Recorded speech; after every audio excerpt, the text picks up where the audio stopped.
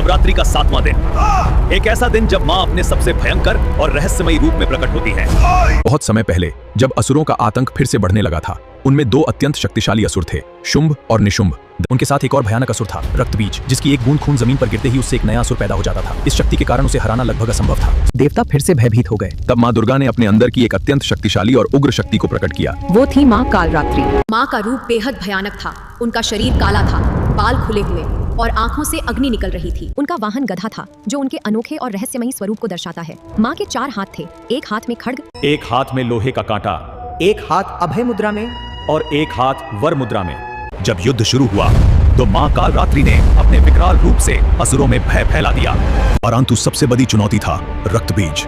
जैसे ही उसके खून की बूंद गिरती, एक नया असुर जन्म ले लेता। तब माँ कालरात्रि ने अपनी अद्भुत शक्ति का प्रयोग किया। उन्होंने रक्तबीज का सारा रक्त जमीन पर गिरने से पहले ही पी लिया। इसके बाद शुंभ और निशुंभ का भी अंत हुआ और पूरे ब्रह्मांड में फिर से शांति लौट आई। हालांकि माँ का रूप भयंकर था, लेकिन अपने भक्तों के लिए वो हमेशा शुभ और मंगलकारी होती हैं। इसीलिए उन्हें शुभंकरी भी कहा जाता है। कहते हैं, जो भी सच्चे मन से माँ कालरात्रि की पूजा करता है, उसके जीवन के सभी डर, बाधाएं और नकारात्मक शक्तियां समाप्त हो जाती है।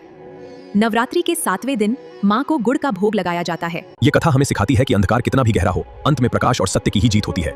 जय माँ कालरात्रि।